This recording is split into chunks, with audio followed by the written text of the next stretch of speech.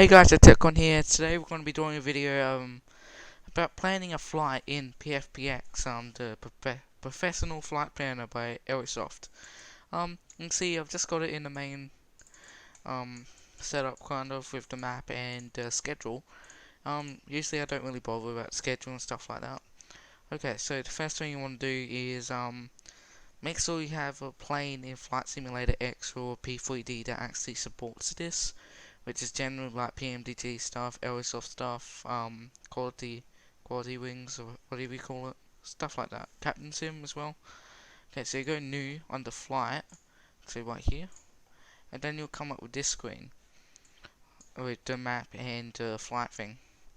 Okay, so the first thing you want to do is see the airline tab here. If you want to put in the airline, it's the ICAO identifier.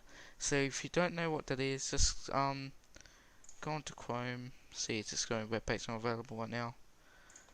Yeah, just go into Chrome and type in the airline you want. So I'm just going to type in Qantas.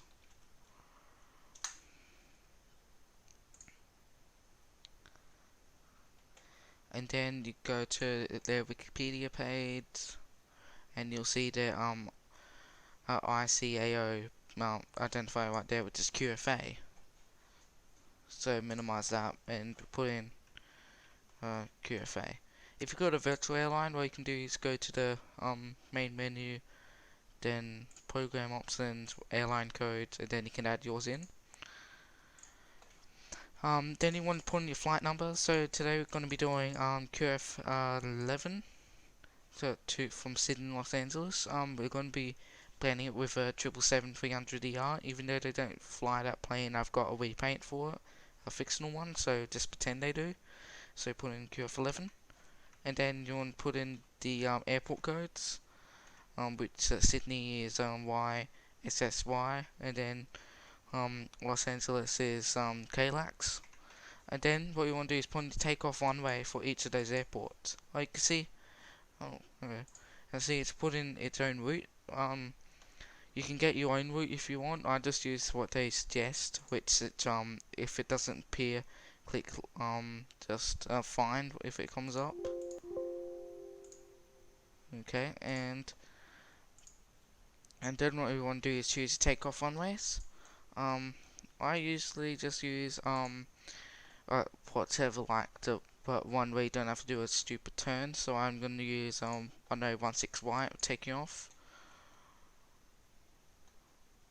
Yeah, okay. Well, one way 16 right should be fine. Let's just go one way 34 left. It seems to like it. Okay, and then landing one way. So to go over to Los Angeles, yeah, that appears to be good. Okay, so you've got your takeoff one way and landing one way. So here you've got your taxi out and taxi in things. Just put in like a estimate maybe. So just like 5 minutes on both of them, 6 minutes. Commercial flight number, it's pretty much the sort of version. So the IATA number or the value or something, whatever you call it, which is QF for Qantas, so QF11. And then put in the type of flight, so do that automatically. You can change it from domestic to international if it's that kind of thing where it's like the continuation of this flight off to New York, where it will say it's domestic but it's really an international. Then you do type of operation. If this isn't a scheduled flight, you go N. If it's general aviation, you go G, military, M, X, other. This is scheduled. Then you put in the date of flight, which so just say tomorrow. And then what you do is put in the departure time and the arrival time, and that's how long the flight will take. I'm pretty sure these these times need to be in GMT, which is London time, but look through the manual to find out if that's true. So you just go to like maybe XD into GMT, and then you should find something like this website. and go to its main page. Oh, okay. Time tools, time zone converter.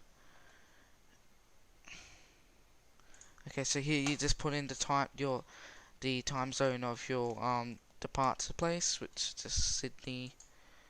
And then you put in London. So it says GMT 00. And then you put in the time of your departure, and if you want to find that out in real life, you just go to FlightAware. Oops, FlightAware. Put in the airline Qantas 11. Okay. So yeah, this flight is usually done with an A380. Well, it's going right now. That's pretty good. Okay.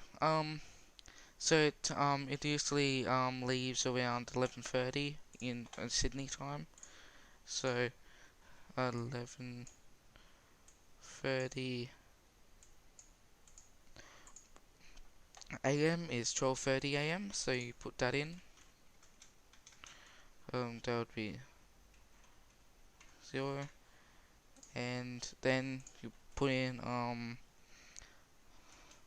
Los Angeles, and that arrives at scheduled to 5:27.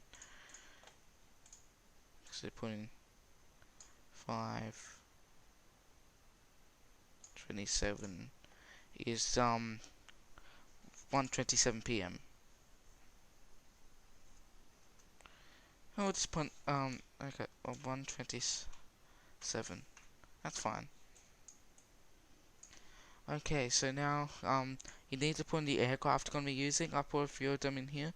This is the reprint I've got. So if you need to add an aircraft, go to the menu, then go aircraft manager, and then go new. Okay, so payload. We'll do that after the fuel. Okay, so for policy on the fuel, you put in the like the fuel policy for the country the plane is registered in. So here we've got Australia. So the extra time you think you're gonna need on the flight, I'll probably just say around 10 minutes.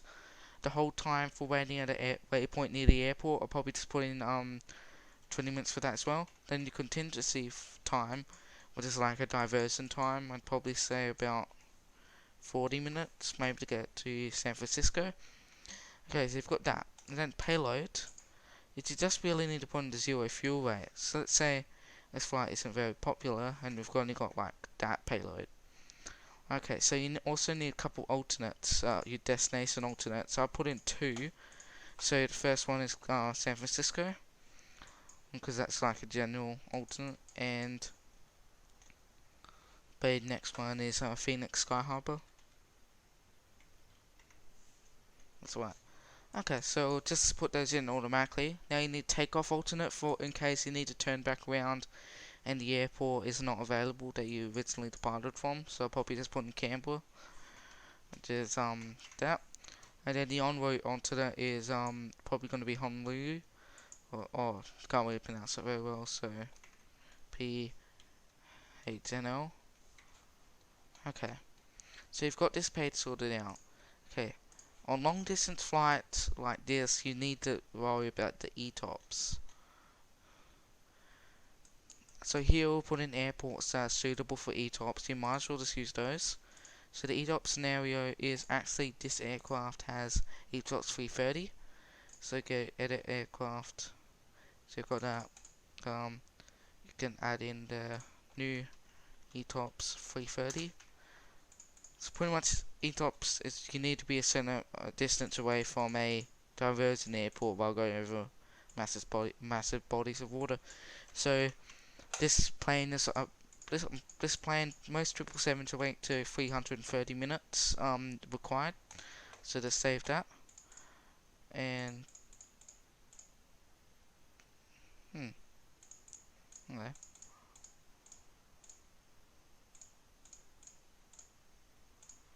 Oh, okay, just point the plane again. There it is. Okay. So it's these circles and stuff like that. These are the that pretty much the bits where ETOPS applies. So it's got the recommended airports there, so put in this one, this one, this one, this one, this one, this one, this one. Oh, we need one more entry exit point. Let's go and put in this one.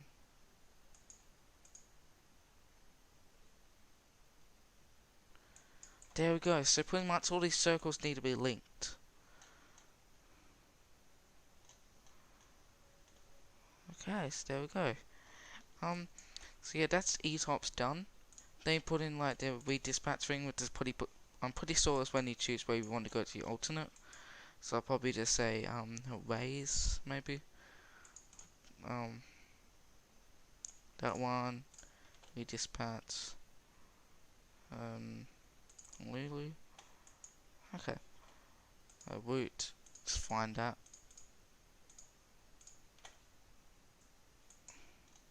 There it is.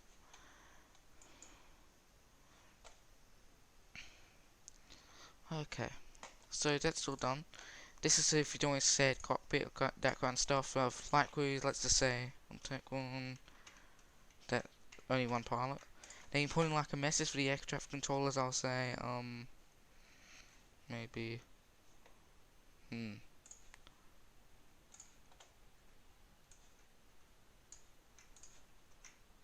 there we go. Okay, so you've got all that. Actually, just let it do its own payload. Why not? Okay, so then you press compute flight. And let it do its thing. Oh, okay. So that's what's wrong with letting it choose its own fuel rate. So just go that. Compute flight.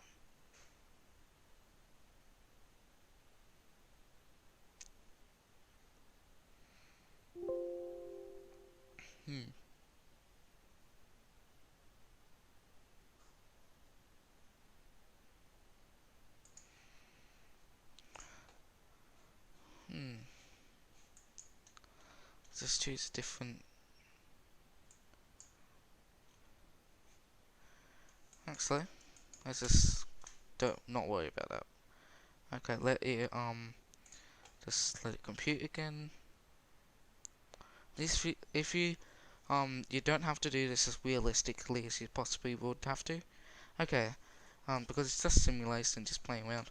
Okay, so you've got a warning. That's because I don't have the OS off server stuff, so it doesn't really matter for me.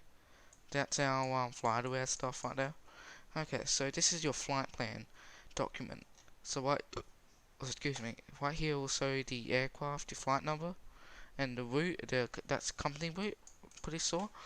Then departing one way and arrival one way, and airports, the elevation for them, and then also the alternates. And then here you've got times, and right here's your fuel. So that's how much fuel in kilograms you need. Then the zero fuel rate they put into the FMC, and then the captain's signature that you can't edit. Then ETOPS information, and then your waypoints.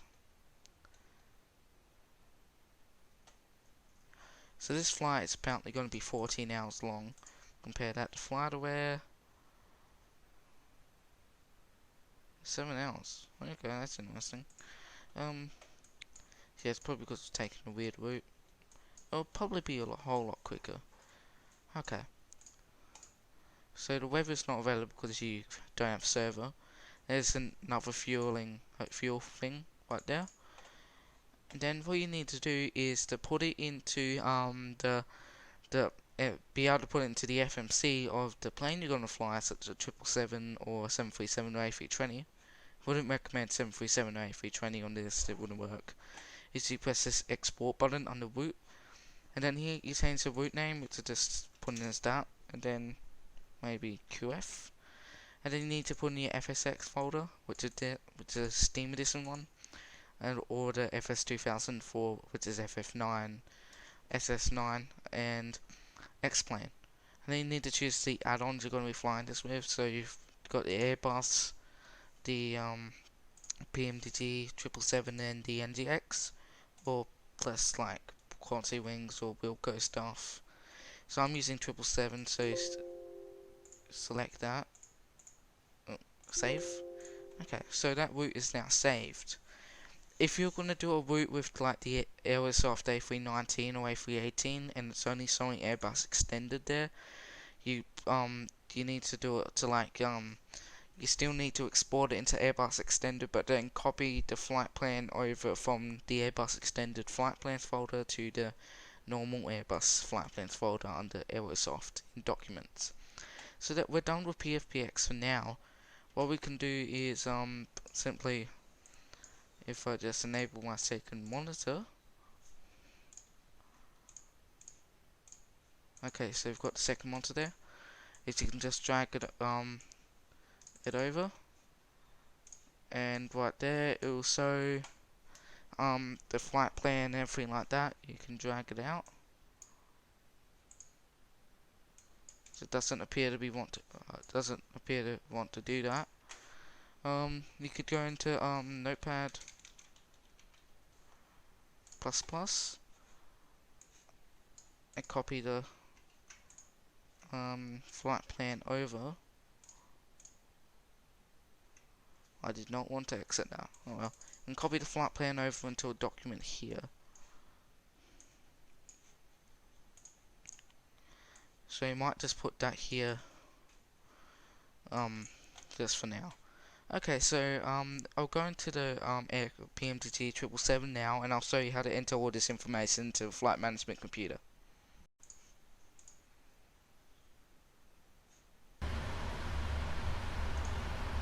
Okay, so here we are in the PMDG 777 FMC. So you've got to put up like the full screen. Let's move it over here because I've got the flight plan shown on my second monitor in the top right corner. Okay, so the first thing you want to do is go to PMDG setup, go state load, and you go PM777 long if you're setting up the flight. That's so you get stuff like this with the engines off. Then also what you want to do is go into aircraft, equipment, and go through. Make sure everything is set out the way you want it. So it is. Also, you need to make sure in displays that the weight units are set to kilograms, otherwise this won't work. Okay, so the first thing you want to do is first thing you want to do if going in PMDG setup is go to FS Actions and go to fuel. So what you need to do is go down the flight plan until you get to release under fuel, and this amount of fuel in kilograms will last us 17 hours, or up to 18 hours. So you want to put in, you can click here to get a keyboard, so you can use the keyboard to type stuff in, as I'll just do now. It says put in the amount of fuel in kilograms into there. So pretty full. Then you go into payload, and you type in the 0 fuel rate, which is 201.3.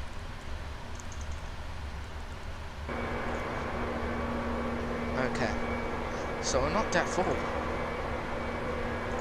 Okay, and then also you can set everything else if you want. Okay, now we're going to the FMC page. Then you go to initial reference, and you type in the airport that you're at. And then also, if you know the gate, you don't really need to worry about the gate, but if you know the gate, you can put that in if you want. If you've had the PMDG stuff at the long setting for a while, this would be blank. You just put that in to have your stuff so up, which probably yes, just do now.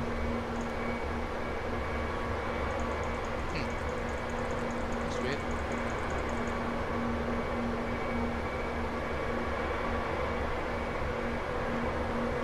Well, maybe just turn on some stuff. Try and get the things not working. So we can put in our GPS.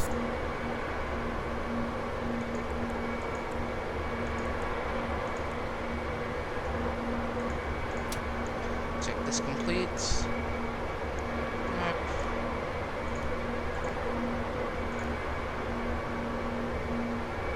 Oh, here it is. So once that will go blank, you should go to the next page, get your GPS, click that, and click that. So now, hopefully all your stuff should show up correctly. Okay, we're on a bit. Okay, so now after you've done that, go index and then performance. So what you need to do is put in your zero fuel rate again, so 201.3. Oh, there's stuff coming up. So you've got that day point reserves, which is right here, which is 3.2.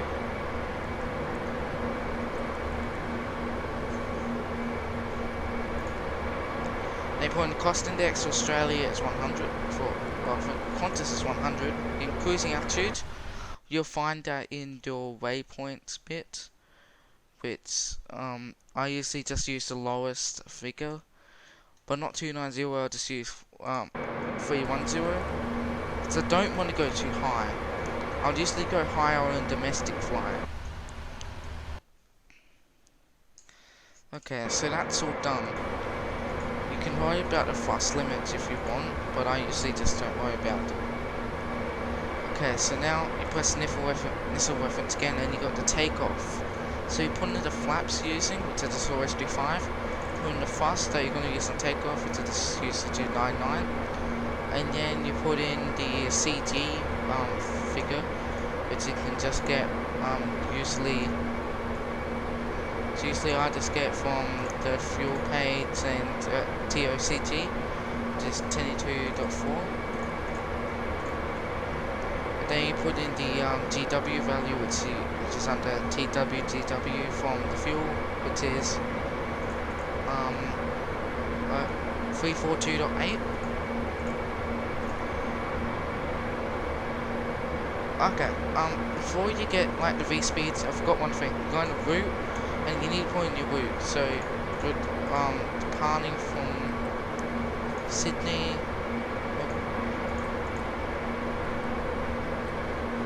Departing from Sydney, destination is Los Angeles. Company route is the start, which is what you exported from PFPX. Not in database. Oh, QF. There it is. And then you put in your flight number, which is QFA11. Don't want any spaces there. And then you take off runway, which is 3 4 left. Then you go activate, execute. And then your route will show up right there. Okay. You're going to take off your wind, which is pointing some random thing there.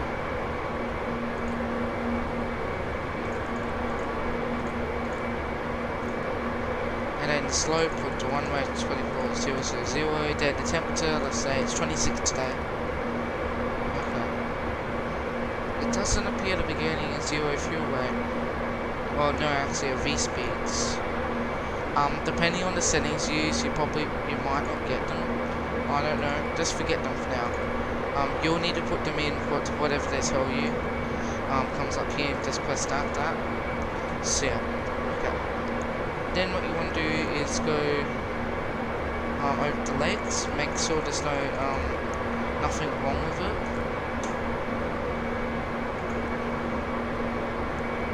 And then also you put on your approach flap speed, which I usually just do 30 by 165. That's the approach stuff. And then you can deal with other stuff if you want. Okay, so that's pretty much all I'm going to do for now. I'm going to make follow-up videos of doing flights and stuff like that. So stay tuned for that. I also do 737 stuff. So yeah, thank you for watching. See you in the